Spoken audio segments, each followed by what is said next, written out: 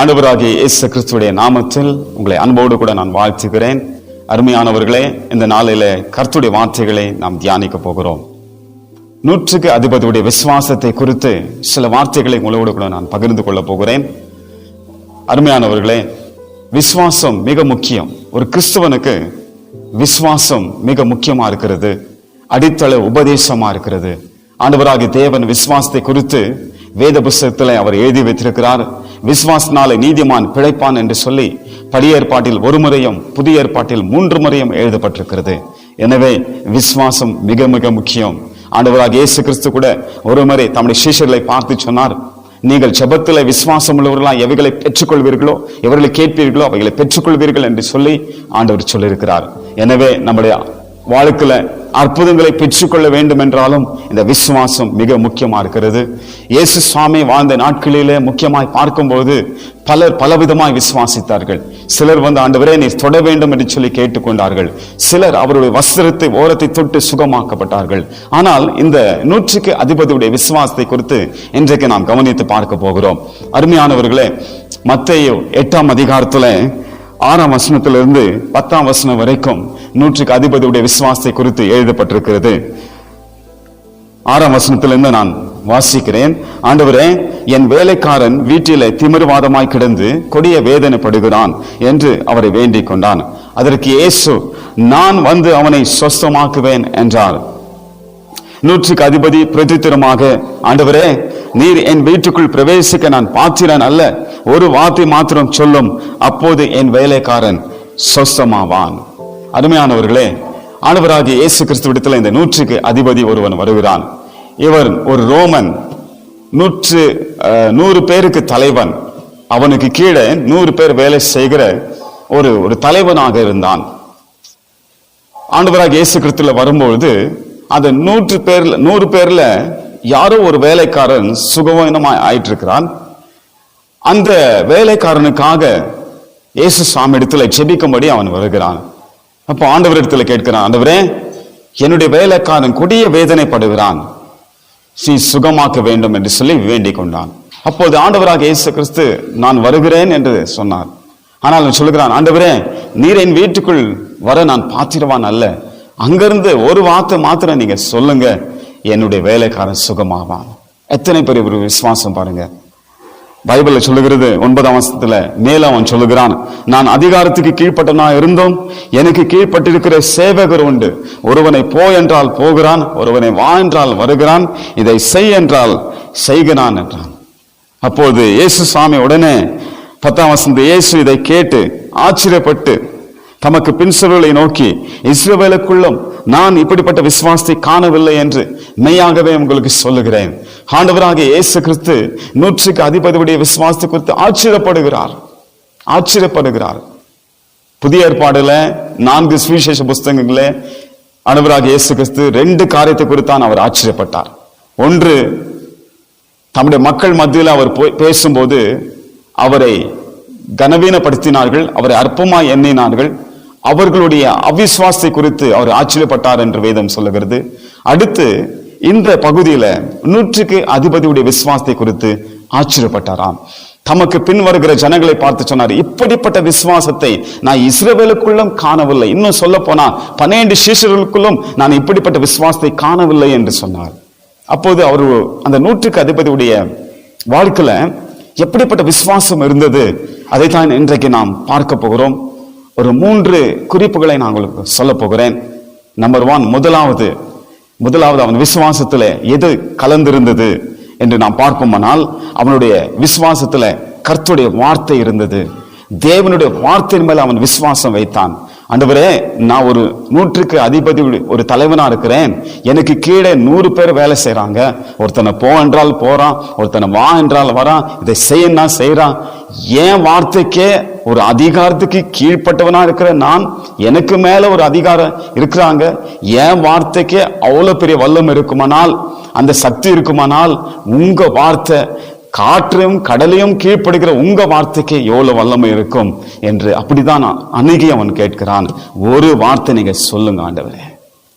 அருமையானவர்களே, நாம் இன்றைக்கு எதை விசுவாசிக்கிறோம்? நம்முடைய விசுவாசம் எதன் மேல் இருக்கிறது?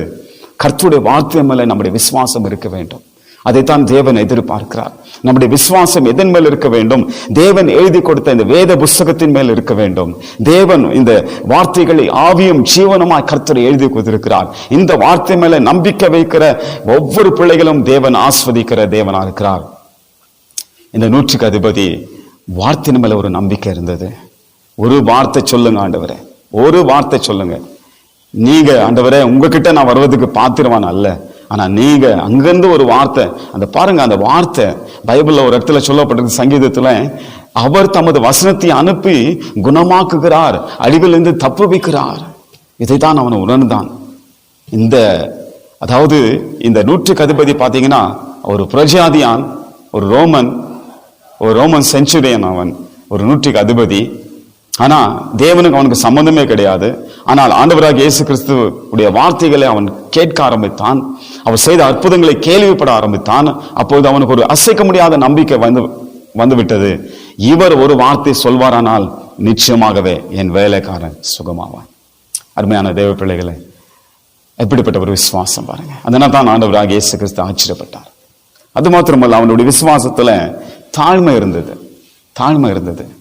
இதே பகுதியை லூக்கா என் சுவிசேஷ புஸ்தகத்துல வாசித்து பார்ப்போமானால் அவன் சொல்லுகிறான், ஆண்டவரே என் வீட்டுக்குள்ளே நீ பிரவேசிக்க பாத்திரவான் அல்ல, நானும் இடத்துல வருவதற்கும் பாத்திரவான் அல்ல. ஒரு தாழ்மை அவனுக்குள்ள இருந்துச்சு, தாழ்மை இருந்தது. அன்பு தேவ பிள்ளைகளே, விசுவாசத்தோடு கூட 2வது குறிப்பு தாழ்மை அவனுக்குள்ள இருந்தது. ஆண்டவராகிய இயேசு கிறிஸ்து வேத புஸ்தகத்துல ஒரு மாறாத ஒரு சத்தியத்தை கர்த்தர் சொல்லியிருக்கிறார்.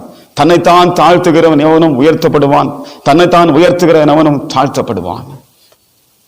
அருமையானவர்களே, நம்முடைய வாழ்க்கையில நம்ம எப்பவுமே தாழ்மையோடு கூட நாம் ஜீவிக்கும் பொழுது நாம் நிச்சயமாய் உயர்த்தப்படுவோம். நம்முடைய விசுவாசம் வெறும் விசுவாசம் இருந்தால் மாத்திரம் போதாது. விசுவாசத்தோடு கூட கர்த்தருடைய வார்த்தை 100க்கு அதிபதிக்குள்ள இருந்தது. விசுவாசத்தோடு கூட ஒரு தாழ்மை இருந்தது. தனக்குள்ள ஒரு தாழ்மையோடு கூட ஆண்டவரை வந்து அணுகிறான். ஒரு பெருமை எண்ணத்தோடு கூட அல்ல, எனக்கு எல்லாம் தெரியும், நான் ஒரு பெரிய தலைவன், எனக்கு கீழே 100 பேர் வேலை செய்யறாங்க, நான் யார் தெரியுமா, அப்படியெல்லாம் அவனுக்கு சொல்லவில்லை. ஒரு தாழ்மை, ஒரு பெரிய தேவனிடத்துல நாம் வந்திருக்கிறோம், இவ்வளவு பெரியவர், ஒரு வார்த்தைக்கு இவ்வளவு வல்லமை இருக்கிறது. தன்னைத்தான் தாழ்த்துகிறான். ஆண்டவரே என் வீட்டுக்குள் பிரவேசிக்க நான் பாத்திரவான் அல்ல, உங்ககிட்ட வருவதற்கும் நான் பாத்திரவான் அல்ல, அங்கிருந்தே நீங்க ஒரு வார்த்தை சொல்லுங்கப்பா. எப்பொழுதும் தாழ்மையோடு இருப்போம். ஆண்டவராகிய இயேசு கிறிஸ்து இந்த உலகத்துல கற்றுக் கொடுத்த சத்தியங்களிலே முக்கியமான ஒரு சத்தியம் தாழ்மை. அதுவும் முக்கியமாய் ஊழியக்காரர்கள் ஆகிய எங்களுக்கு தாழ்மை இல்லை என்றால் ஊழியமே செய்ய முடியாது. தாழ்மை மிக மிக முக்கியம். அடுத்து 3வது குறிப்பு வேதத்தில் பார்க்கும்போது அவன் விசுவாசத்தை கூட அன்பு இருந்தது. லூக்கான சுவிசேஷம் 7ஆம் அதிகாரம் 5ஆம் வசனத்தை வாசித்து பார்த்தால் சீஷர்கள் இந்த 100க்கு அதிபதியை பற்றி சொல்றாங்க, ஆண்டவரே இவன் நம்முடைய ஜனத்தை நேசிக்கிறான், அது நிமித்தமாக ஒரு ஜெபாலயத்தையும் அவன் கட்டி கொடுத்தான் என்று சொல்லுகிறார்கள். அப்ப பாருங்க, அந்த நாட்களில ரோமர்களுக்கும் யூதர்களுக்கும் ஒரு பகை இருந்தது. ஒருத்தருக்கு ஒருத்தர் நேசிக்க மாட்டார்கள். ஆனால் இந்த 100க்கு அதிபதி வித்தியாசமா இருக்கிறான். இவன் யூதர்களை நேசிக்க ஆரம்பிக்கிறான்.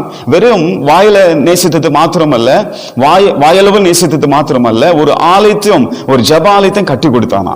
அதை அவங்க சொல்றாங்க, ஒரு பெருமிதமா ஆண்டவர்கிட்ட சொல்றாங்க, இது போல ஆண்டவரே இந்த 100க்கு அதிபதி ரொம்ப நல்லவன், இவன் நம்மளை நேசிக்கிறான், ஒரு ஆலயத்தையும் நம்ம கட்டி கொடுத்திருக்கிறான், ஒரு ஜெபாலயத்தையும் கட்டி கொடுத்திருக்கிறான்.